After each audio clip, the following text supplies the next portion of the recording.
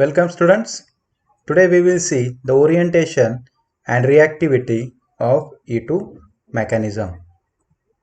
If the substrate contains more than one type of beta hydrogens, more than one product will be formed. So here are the examples. Suppose first example is it contains only one type of beta hydrogen, gives only one product. If it contains more than one beta hydrogens, so here you can see that leaving group carrying carbon is alpha. So to the left hand side you will see the one beta hydrogen, beta carbon, and to the right hand side also you can see the different kind of beta carbon. So there are two type of beta hydrogens are present in the second examples, therefore two kind of elimination products are formed. So here you can see the first and second type of elimination product. So here is the elimination of beta hydrogen, and in this case there is elimination of beta dash hydrogen take place. So it has been observed that in such cases one of the alkene is formed as major product and the other as minor. So here are the few examples where you can see the major minor products. So here is 2-bromobutane on reaction with KOH. It gives 2-butene and 1-butene as a product. So here 2-butene obtained as major in 80% and 1-butene product obtained as only 20%. So this is a minor product. And also here you can see the 2-bromo-2-methyl butane on reaction with KOH gives this 2-methyl-2-butene as a major product, which is obtained as 72%, and 2-methyl-1-butene as minor, that is only 28% of this product is formed. So this is when two kind of products are obtained. So one is obtained as major and one is obtained as minor. So here comes the new rule, that is Sedgwick rule. So in order to decide which of the isomeric alkene will be obtained as major product, Sedgwick formulated a rule known as Sedgwick rule for elimination reaction. So this rule states that in an elimination reaction, the more substituted alkene is obtained as major product. Remember this rule, in an elimination reaction, the more substituted alkene is obtained as major product. So there is justification of Sedgwick rule. So there are two major factors which contributes to this rule. First is the stability of the alkene and second is lower energy of activation. So first we will see the stability of the alkene. So as the number of alkyl substituents attached to the double bonded carbon atom increases, the stability of alkene increases, and the stability of alkene is measured in terms of heat liberated when the double bond undergoes the addition of hydrogens, that is heat of hydrogenation. So lower the heat of hydrogenation, higher is the stability of alkene. So here you can see the examples. So suppose here 1-butene gives the 30.3 kilocalorie heat of hydrogenation and 2-butene. So in 2-butene there are two isomers are again present, cis and trans. So cis is having 28.6 kilocalorie per mole heat of hydrogenation and trans is having 27.6 kilocalorie per mole heat of hydrogenation. So this chart clearly indicates that trans 2-butene has lower the heat of hydrogenation. Therefore, trans 2-butene is the more stable alkene among these isomeric alkenes.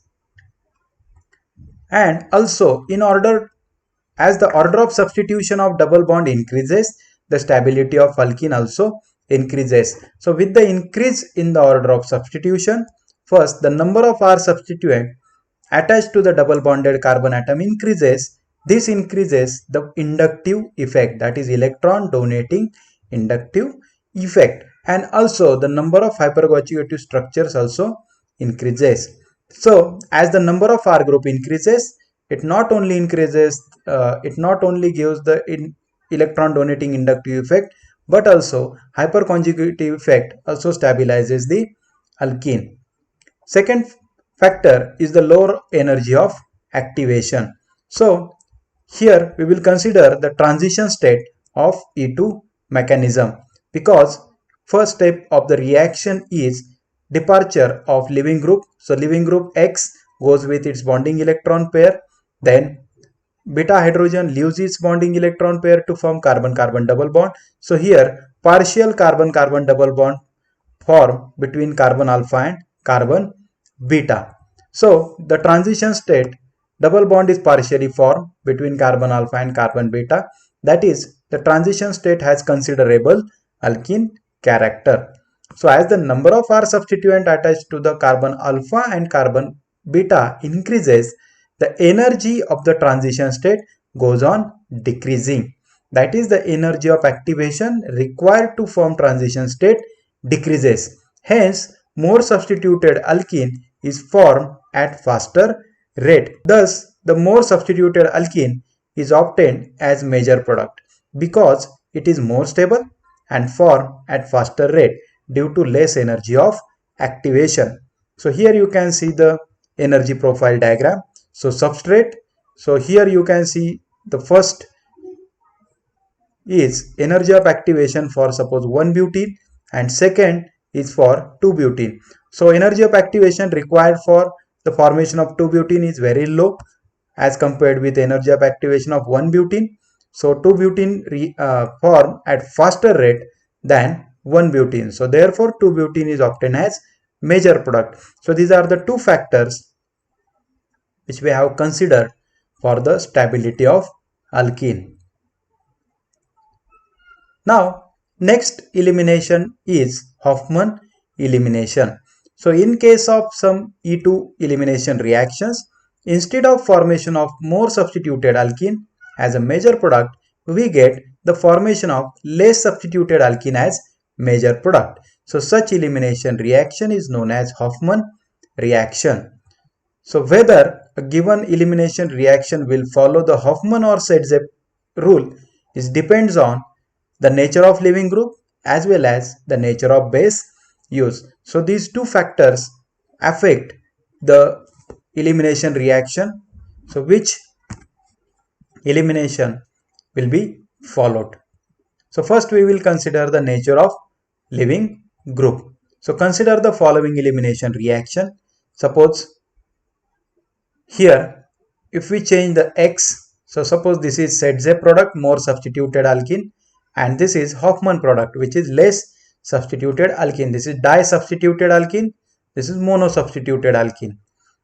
So if we change X, what will happen? Suppose bromine, tosylate, these two groups are there. So when bromine is there, 80% of Sedzep product is obtained and only 20% Hofmann product is obtained. Similarly, when OTS is there, only 60% Sedzep and 40% Hofmann product obtained. So when there is dimethyl sulfide is there, then 25% Sedzep. So here is the change in the percentage, and Hofmann obtained as 75, which is major one. When there is a quaternary ammonia salt is there, only 5% Sedzep product is obtained and 95% Hofmann product is obtained as a major product. So we can say that, so this result indicates that as the size of leaving group increases, percentage of Hofmann product increases. So here you can see the size of leaving group increases from top to bottom, as well as in last two cases leaving group carrying positive charge. So when there is a charge on the leaving group and the size of leaving group increases, so Hofmann product increases. So this is the nature of leaving group. Second effect is the nature of base used. Suppose if we carry out the reaction under identical condition except changing the bases. Okay, so 2 bromopentane gives 2 pentene and 1 pentene as a product. So 2 pentene is a Sedzep product and 1 pentene is a Hofmann product. Now if we change the bases, suppose ethoxide is there, it gives 70% Sedzep product and only 30% Hofmann product. Then if we change the base, 28% Sedzep product and 72% Hofmann product take place. So again if we change the bases, so from top to bottom there is a change in size. So size of base increases, Hofmann product increases. So as the size of attacking base increases, the transition state for Sedzep elimination becomes more crowded than the Hofmann elimination, and hence less substituted alkene is obtained as major product. Thank you.